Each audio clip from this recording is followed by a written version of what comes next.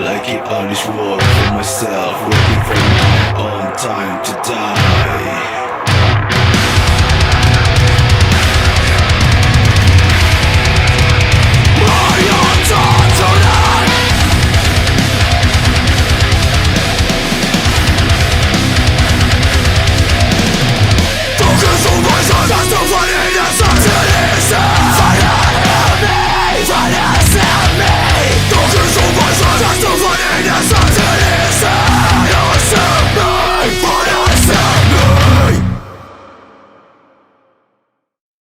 Halo teman-teman, welcome ya di tayangan online Crossland pada hari ini. Thank you ya buat teman-teman yang udah join. Saat ini kita akan mulai podcast kita nih untuk membahas soal dosa. Nah sebelumnya saya ditemani oleh Ko Yason. Ko Yason ini adalah seorang gembala di GBT di Rawamangun. Dan ini istri saya Feni. Nanti kita akan membahas beberapa hal mengenai dosa ya. Nah kita langsung aja Go ya. Yang pertama ada teman-teman yang bertanya nih, definisi dosa itu apa sih? Definisi dosa kalau lihat tulisan para penulis Alkitab adalah tidak ada relasi dengan Tuhan. Penyebabnya apa? Karena manusia tidak percaya Tuhan. Jadi definisi dosa adalah manusia tidak percaya Tuhan. Manusia distrust God. Analoginya yang paling jelas ya, Adam dan Feni sebagai suami dan istri. Pada saat Feni sebagai istri tidak percaya Adam, meskipun tinggal satu rumah, tidur satu ranjang, tapi tidak ada relasi. Jadi karena istri tidak percaya suami, maka relasi jadi dingin, jadi beku. Tidak ada relasi cinta. Tidak ada rasa hormat, tidak ada rasa saling mengasihi, karena distrust, tidak percaya. Nah, karena manusia tidak percaya Tuhan, maka terputus relasinya dengan Tuhan. Nah, kalau relasi sudah putus, apapun jadi salah. Jadi kalau kembali ke Adam dan Feni ya, kalau sudah saling tidak percaya, dia mau berlaku benar sekalipun, Adam mau pulang bawa pendapatan, berbagi, bawa masakan, apapun salah. Jadi bukan perbuatannya yang salah, bukan perbuatan dosanya yang salah, tetapi karena tidak percaya. Manusia tidak percaya Tuhan, sehingga relasi terputus dengan Tuhan. Apapun yang dilakukan manusia, sebaik apapun, salah. Jadi dosanya bukan perbuatannya, tapi itu tadi, ketidakpercayaan manusia terhadap Tuhan, sehingga relasinya putus. Jadi kan Tuhan bilang tuh, kalau di Kejadian ya, jangan makan buah pengetahuan baik dan jahat, nanti kamu mati. Manusia di Taman Eden pada saat itu diwakili oleh Adam dan Hawa tidak percaya kalimat Tuhan tersebut. Karena tidak percaya, kemudian relasi mereka terputus dengan Tuhan. Jadi kalau definisi dosa dari yang saya tahu seperti itu. Jadi bukan gara-gara makan buahnya ya? Bukan, sebelumnya ya. Jadi mereka makan buah kan harus ditarik mundur. Kenapa kok mereka sampai berani petik buah itu? Karena itu tadi, tidak percaya Tuhan. Memilih percaya pada iblis yang diwakili oleh ular ya. Iya, karena kan waktu dulu kan kita diajarinnya kan taunya tentang soal makan buah atau enggak buah ya. Berarti di dalam situ ada unsur ketidakpercayaannya ya sama Tuhan ya. Oke. Nah, yang menyebabkan Adam dan Hawa itu makan kan karena Tuhan memberikan manusia itu free will ya, kehendak bebas. Nah, apakah kehendak bebas itu yang menyebabkan Adam dan Hawa jatuh dalam dosa kok? Atau gimana? Kehendak bebas hal yang netral ya. Sama seperti bensin itu netral. Bensin kalau dipakai untuk bahan bakar kendaraan jadi berguna, jadi positif. Tapi kalau bensin dipakai negatif untuk siram rumah orang dibakar, maka bensin jadi penyebab kebakaran rumah. Tapi kan bukan bensinnya yang jelek. Nah, jadi kehendak manusia itu seperti itu tadi, bensin ya. ini netral. Manusia sekarang diberi kebebasan oleh Tuhan karena dicipta serupa gambar Tuhan. Kalau cuma disetel, hanya bisa memilih sesuatu yang positif, berbuat baik, maka dia robot, bukan manusia. Manusia sebagai gambar dan rupa Tuhan yang bisa mencipta harus punya free will. Robot nggak bisa mencipta. Semua alat-alat robotik bisa disuruh melakukan sesuatu, diperintahkan melakukan sesuatu, tapi nggak bisa mencipta, nggak bisa kreatif, nggak bisa berinovasi, nggak bisa membuat kehidupan dengan lebih baik dari idenya sendiri. Dia harus disuruh oleh bosnya, disetel oleh bosnya. Jadi gunanya kehendak bebas seperti itu ya. Kalau nggak ada kehendak bebas, apakah ada dosa? Saya nggak tahu juga. Kemungkinan ya manusia sudah diperintahkan ya sesuai instruksi Tuhan. Nah, perintah itu kan nggak ada relasi ya. Saya punya robotnya saya set seperti yang banyak di perkantoran di Jakarta kan sudah ada tuh robot yang jalan-jalan nganterin selebaran brosur, di rumah sakit juga ada.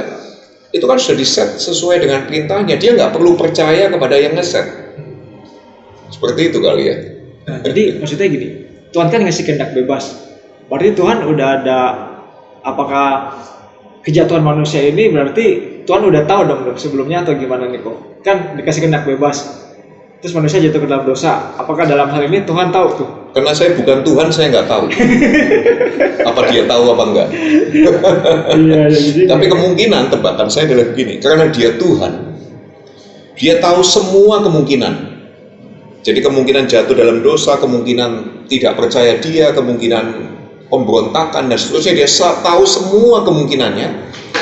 Dan dia adalah Tuhan yang tetap memilih menciptakan manusia dengan kehendak bebas, yang mungkin melakukan semua hal negatif, tapi juga mungkin melakukan semua hal positif sama seperti dia. Dia Tuhan. Dan Tuhan ternyata nggak takut untuk ambil resiko tersebut, karena dia Tuhan.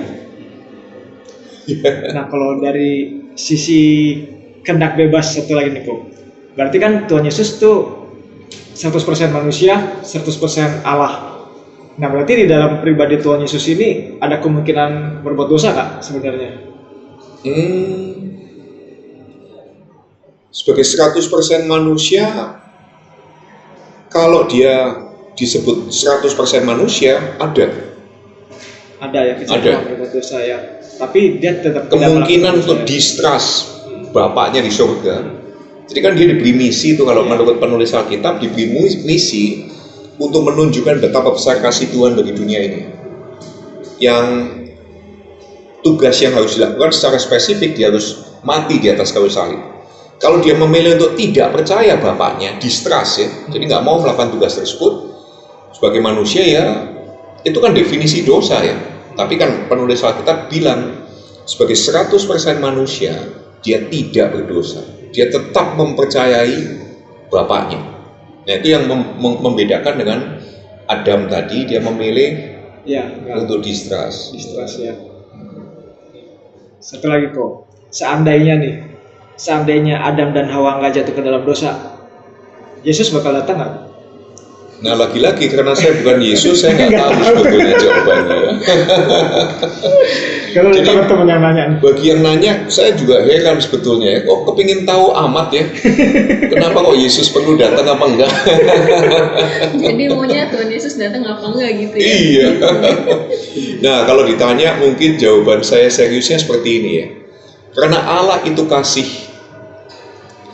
Kita berdosa atau nggak berdosa, Dia mendatangi kita. Nah, dari mana saya tahu? Kalau lihat kita di kitab Kejadian di awal-awal, sebelum jatuh dalam dosa, Tuhan mendatangi Adam nggak? Mendatangi Adam, jalan-jalan bersama dengan Adam di Taman Eden. Hawa dicipta, Tuhan bersama dengan mereka nggak? Iya, bersama dengan mereka. Kemudian mereka berdosa sehingga bersembunyi, Tuhan datang cari mereka. Jadi manusia berdosa atau nggak berdosa, Allah yang adalah kasih, kepingin berkasih-kasihan dengan manusia yang dicipta serupa gambarnya ini, yang bisa interaksi, saling mempercaya itu tadi, saling mengasihi. Jadi dia datang, kalau saya lihat pesan Alkitab bukan melulu karena kita berdosa ya, karena dia ingin menjalin relasi dengan kita semua. Ya, Allah yang kasih. Adam kalau mengasihi istri dan anak kan kepingin ada interaksi. Istri dan anak menjauh, tetap dikejar. Pada saat pacaran begitu kalau nggak salah ya. Kalau nggak salah kan Adam yang ngejar-ngejar ya. Sekarang juga bro, sekarang juga.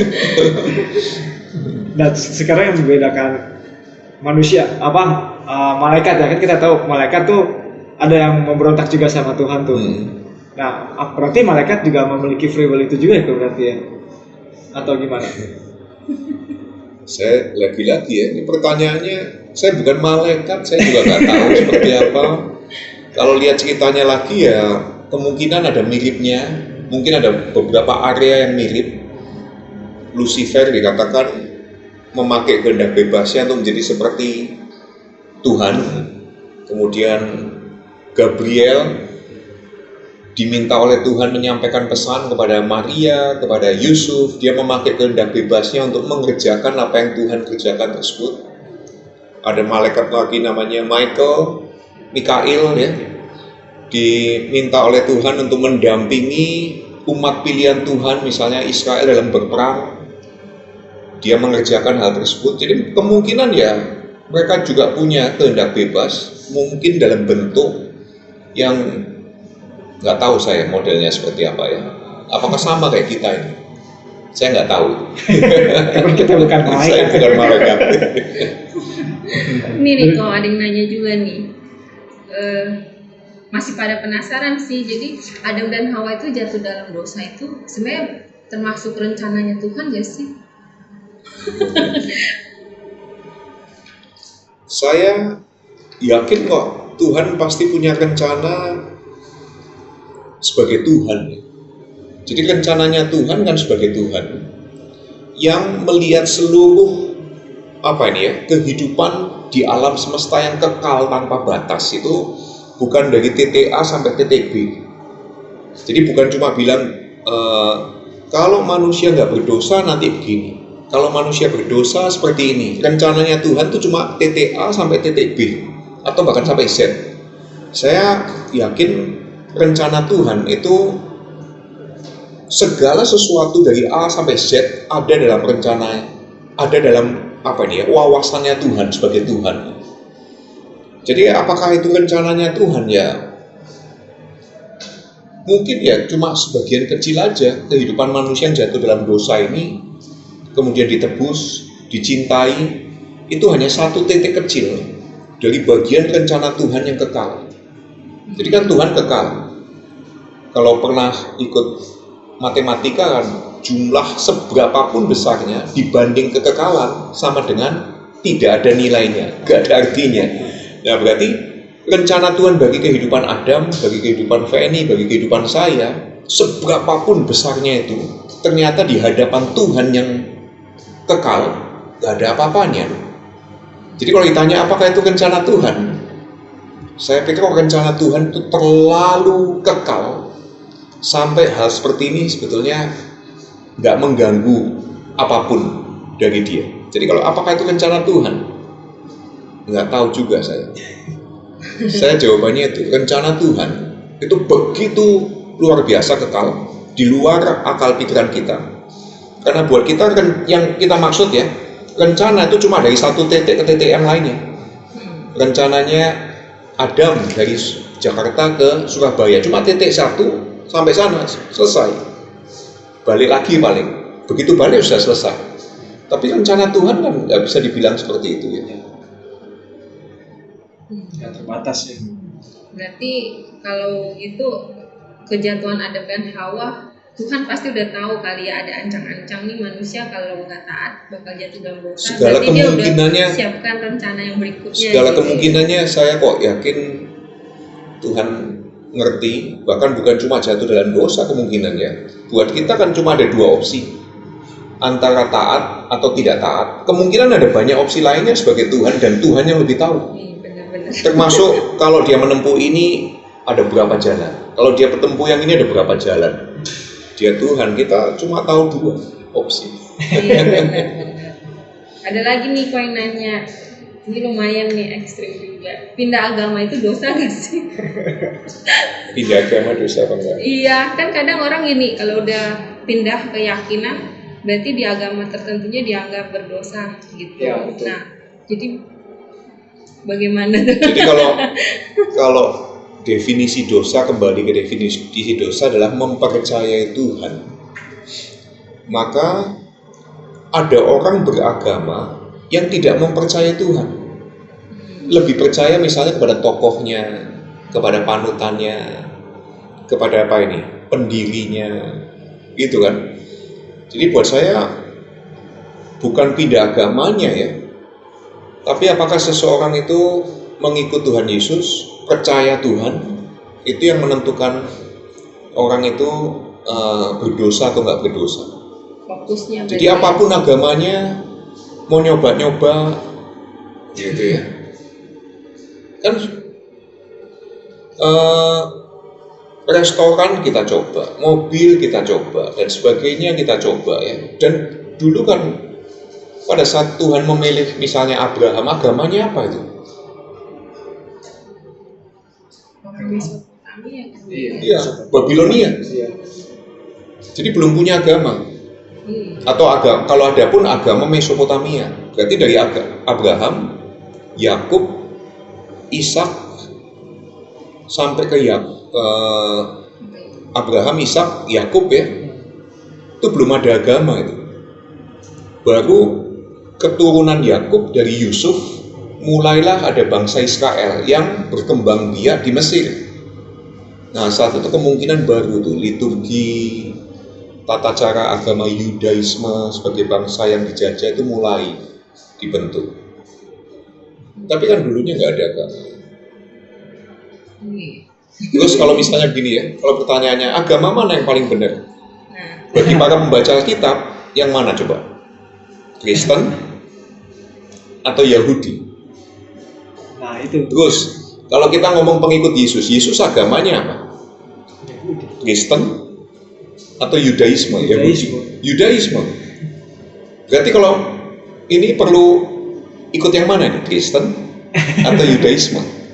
Nah, kalau kita mau fair nih ya, kalau pas ngomongin agama ya, Abraham sebagai bapaknya orang beriman menurunkan 3 agama besar ya. Jadi dia kan disebut bapaknya orang beriman dari 3 agama, Yudaisme, Kristen, dan Islam. Ya. Bagi saya malah ini, seharusnya agama Yudaisme bisa mempersatukan Kristen dengan Islam. Agama Islam bisa mempersatukan Kristen dengan Yudaisme. Kristen bisa mempersatukan Islam dengan Yudaisme. Bapaknya satu. Iya. Jadi bapak orang beriman 3 agama besar ini satu. Jadi kalau pindah-pindah ya buat saya bukan masalah dosanya itu ya, masalah preferensi namanya ya. Saya lagi suka mencoba ini, teman-teman saya banyak di sini, ajarannya saya lebih cenderung menyukai untuk beberapa saat. Tapi kan siapapun bisa mengikut Tuhan Yesus. Terlepas dari agama apapun ya. Iya. Jadi kalau misalnya seorang beragama Yudaisme, dia percaya Yesus tapi dia beribadah menurut Yudaisme, apakah masalah? Enggak. Karena ibadah kan tata cara seseorang untuk mengalami sentuhan dari yang dia percayai sebagai Tuhan. Kita menyanyi lagu Kristen kalau ini ya, kita merasa bahwa melalui lagu religi Kristen kita bisa disentuh oleh Tuhan, kasihnya Tuhan, ngomong Tuhan itu baik, kok rasanya pas ya. Nah teman-teman yang dari Islam misalnya kan juga punya lagu-lagu religi, Allah yang maha besar, Allah yang mengasihi, Allah yang peduli dengan kehidupan saya, dan itu bagi teman-teman menyentuh hati. Jadi ya kenapa kok hanya pikiran kita disempitin bahwa hanya misalnya agama saya yang paling menyelamatkan, yang paling benar. Sementara misalnya di agama Kristen pun ada banyak grup tuh, betul nggak? Betul. Grup ini, grup itu, saya nggak sebut satu-satu ya. Dan masing-masing grup mengklaim dirinya yang paling benar. dekat dengan Tuhan. Masih di dalam satu grup pun ada misalnya 18.000 gereja lokal. Tiap gereja lokalnya mengklaim kalau kamu ke gereja ini yang paling bisa mendekatkan kamu dengan Tuhan. Jadi membingungkan kalau kita mengikuti. Berarti kalau orang sudah merasa seperti itu termasuk dosa nggak kok? Mereka merasa dirinya. Nah, kalau dikembalikan ya, semua yang distrust God itu definisi dari dosa. Jadi pada saat kita tuh lebih percaya organisasi, lebih percaya agama kita, lebih percaya institusi daripada percaya Tuhan, itu definisi dosa loh. Distrusting God, tidak mempercayai Tuhan. Tidak mempercayai Tuhan berarti tidak punya koneksi dengan Tuhan. Orang yang tidak percaya Tuhan tapi percaya organisasinya, dia punya koneksinya dengan siapa? Tradisi organisasinya, tradisi gerejanya, bukan dengan Tuhan kalau berdasarkan pengertian itu. Nah, satu lagi kok gini kok, kan dosa yang saya pernah dapat ya, pelajaran pernah saya dapat, dosa itu kan memutuskan hubungan relasi sama Tuhan. Berarti kan dari kita juga dosa kan berhubungan dengan sesuatu hal yang istilahnya kalau orang-orang yang beragama bilang suatu hal yang najis gitu ya. Nah, sedangkan kan banyak orang yang memberikan pandangan tuh gini kok, kita harus kudus dulu baru bisa datang sama Tuhan. Yang memungkinkan gak sih sebagai manusia yang istilahnya masih bergumul dalam dosa nih untuk datang sama Tuhan, sedangkan keinginan Tuhan kan sebenarnya terbangunnya relasi dengan manusia kan. Nah, kalau misalnya harus kekudusan dulu, memungkinkan nggak? Maksudnya harus kekudusan dulu baru bisa datang sama Tuhan. Kudus ya pengertiannya juga sama ya. Hidup kudus adalah hidup yang mempercayai Tuhan. Saya tingkah lakunya masih sering salah nih. Ngomong masih sering kesleo, ngatur uang juga masih punya tunggakan hutang misalnya. Apakah orang yang menunggak hutang, ngomongnya masih kesleo, masih emosi, berarti dia nggak hidup kudus? Perokok yang masih suka maki-maki, apakah berarti segala perilaku tersebut tidak hidup kudus?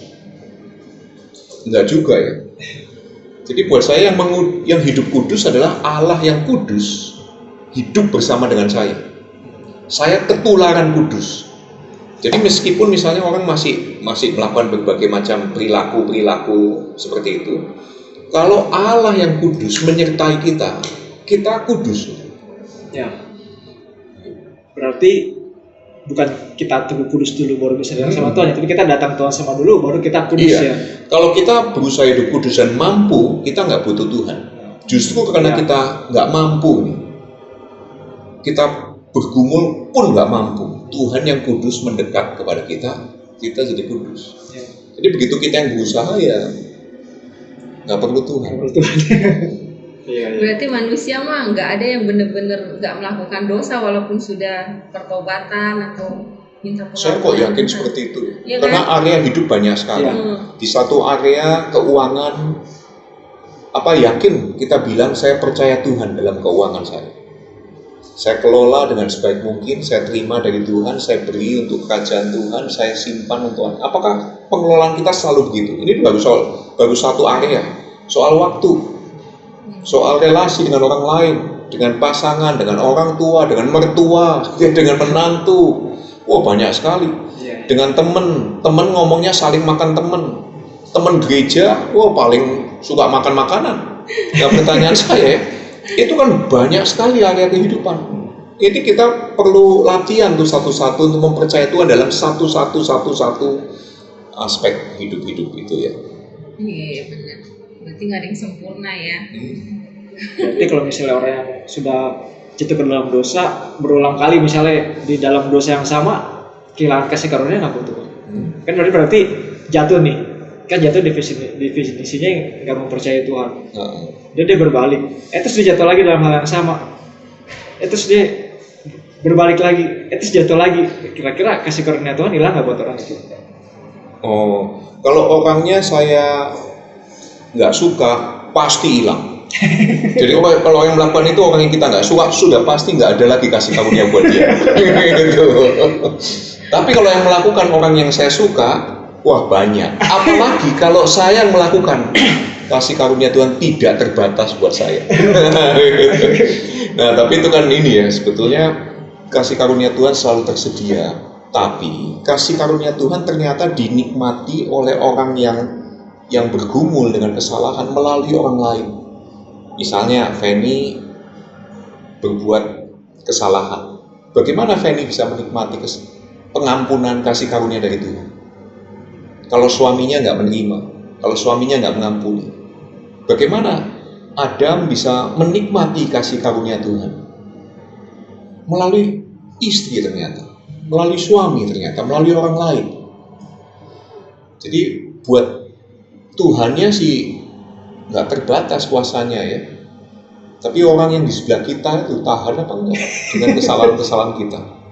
Dan ternyata Tuhan pakai orang-orang di sekeliling kita untuk menyatakan anugerahnya, membuat kita menikmati hal tersebut.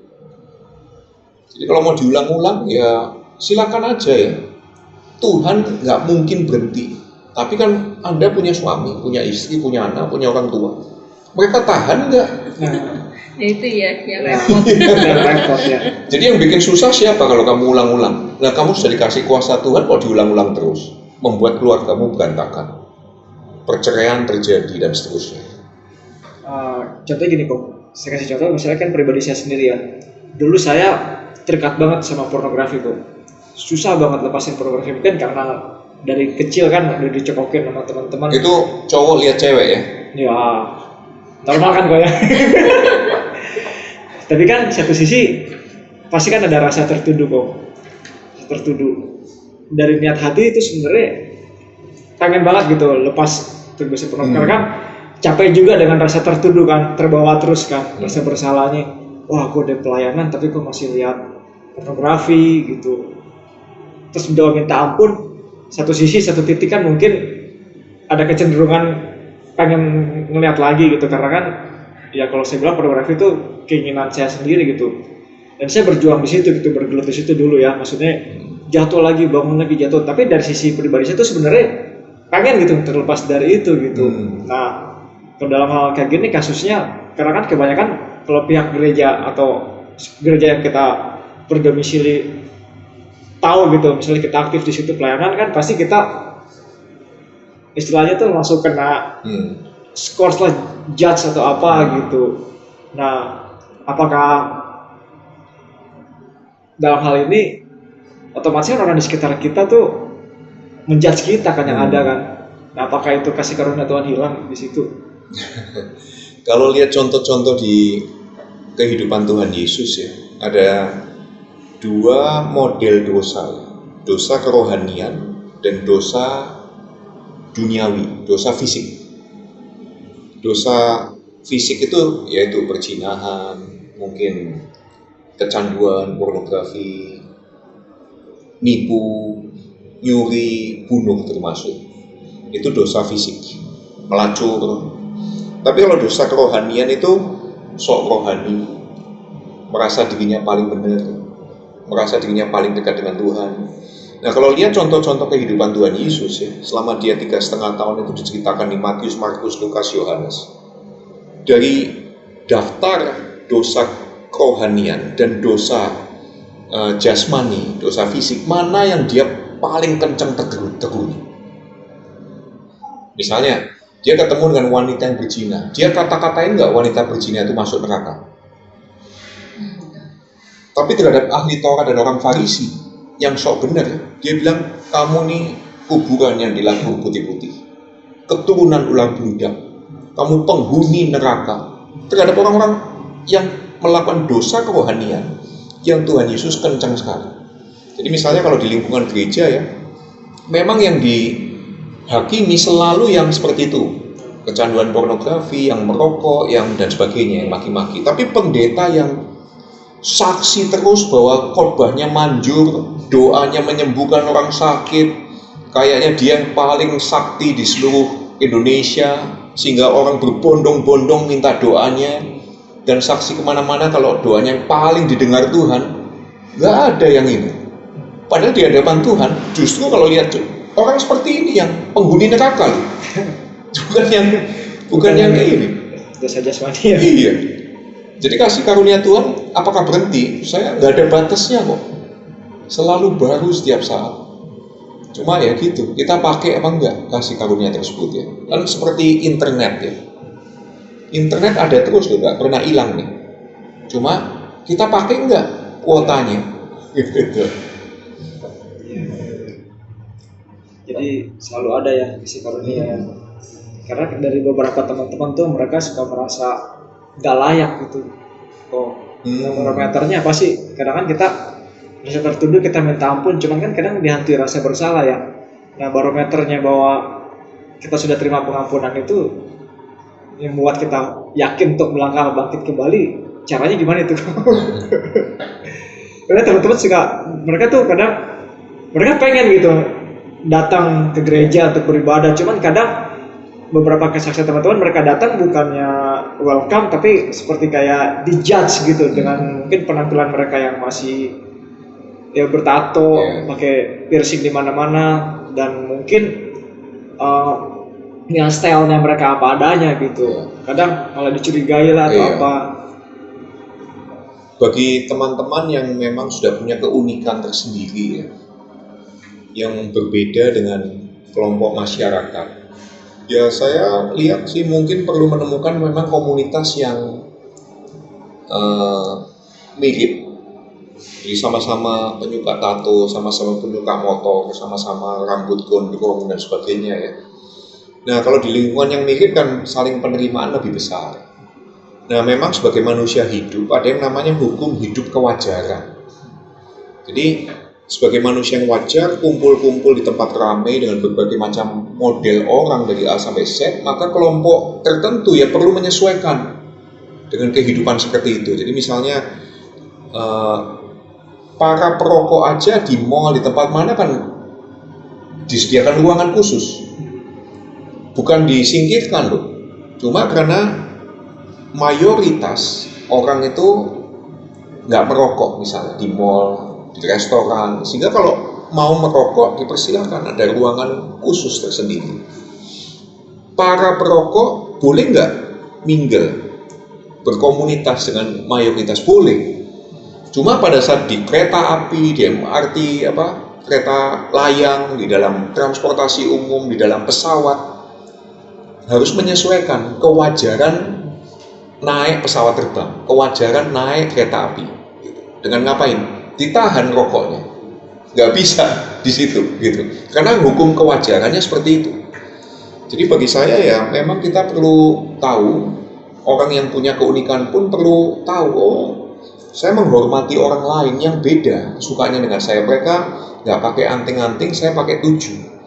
Nggak salah pakai anting-antingnya. Cuma pada saat mau mingle, hidup bermasyarakat, kita menghormati teman-teman yang nggak pakai ini dengan menyesuaikan. Seperti itu kali ya, saya pikir ya. Sama-sama saling menyesuaikan ya. Kadang kan yang terjadi, yang si pihak ini menghakimi yang ini pun menghakimi yang ini. Jadi benturan terus, nggak ada titik temunya. Berarti kalau nggak ada titik temu, komunitas masing-masing. Iya, paling gampang itu. Cuma ya sebagai pengikut Tuhan Yesus kan Tuhan minta kita untuk belajar ya. Iya. Belajarlah bergaul juga dengan orang yang berbeda dengan kamu. Oke aja sih punya komunitas sendiri, tapi ya perlu ada upaya-upaya untuk itu tadi ya. Coba explore, seperti apa sih orang yang beda dengan saya. Kristen sama Kristen alikannya macam-macam aja, kalau nggak pernah explore ya. Ini bingung sendiri. Nah tadi kan Kak Yasun sempat singgung soal rokok. Rokok dosa nggak kok? Ya tadi itu toh. Saya sudah jawab segala macam, itu jawabannya tadi semua itu. Orang yang merokok percaya Tuhan enggak? Pada saat Tuhan bilang misalnya, tubuhmu adalah bait suci, kamu percaya enggak kalimat tersebut? Percaya. Nah kalau percaya kan pasti ada langkah yang kita kerjakan secara nyata.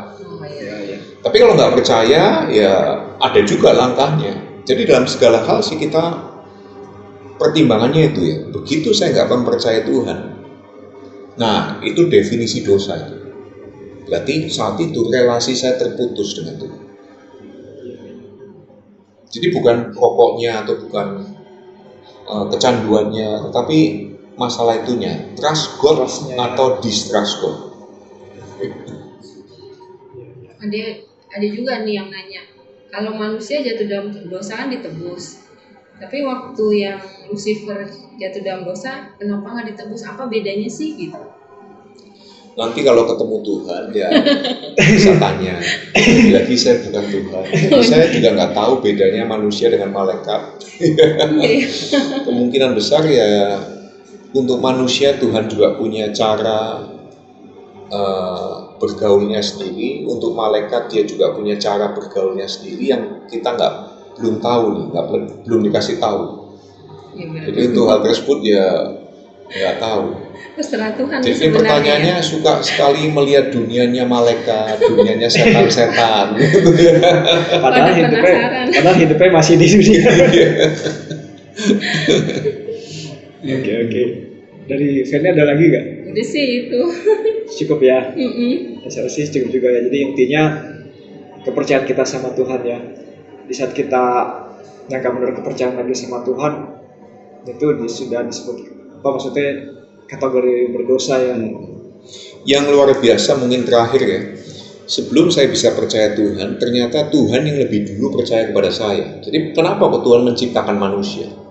Buat saya itu menunjukkan imannya Tuhan kepada manusia yang dia cipta. Dikasih kehendak bebas, dipercaya untuk membuat kemuliaan Tuhan sampai ke ujung bumi.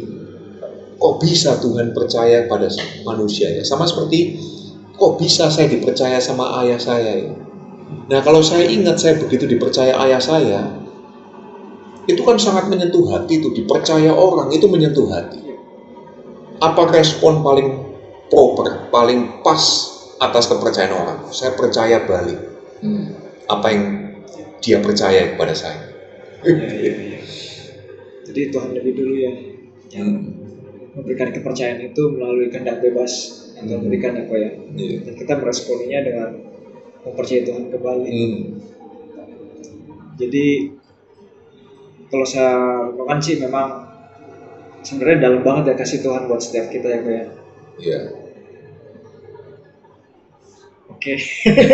Saking dalamnya sampai bingung ya. Iya. Karena memang ya siapa sih kita sampai Tuhan sebegitunya mengasihi kita gitu. Iya. Ya, jadi buat teman-teman mungkin ya kita mungkin masih banyak kelemahan ya yang kita lakukan. Mungkin kita masih terikat dengan pornografi, mungkin kita masih susah melepaskan diri dari narkoba. Di saat teman-teman semua masih melakukan itu, jangan pernah ragu untuk datang sama Tuhan. Sebab hanya Tuhan yang bisa membebaskan kita dari setiap kelemahan kita. Hanya Tuhan yang sanggup memulihkan kehidupan kita. Kita secara manusia nggak mungkin bisa untuk mengejar kekudusan itu selain kita datang mendekat sama Tuhan. Jadi apapun keadaan teman-teman saat ini, ya datanglah sama Tuhan. Tuhan menunggu teman-teman untuk datang sama Tuhan. Thank you ya yang udah join pada sore hari ini. Thank you buat Ko Yason. Ya, thank you sangat ya, memberkati banget. Kita sama-sama saling menguatkan di dalam Tuhan. Oke, buat teman-teman, see you di tayangan bulan depan di tayangan online Crossline Bekasi. God bless.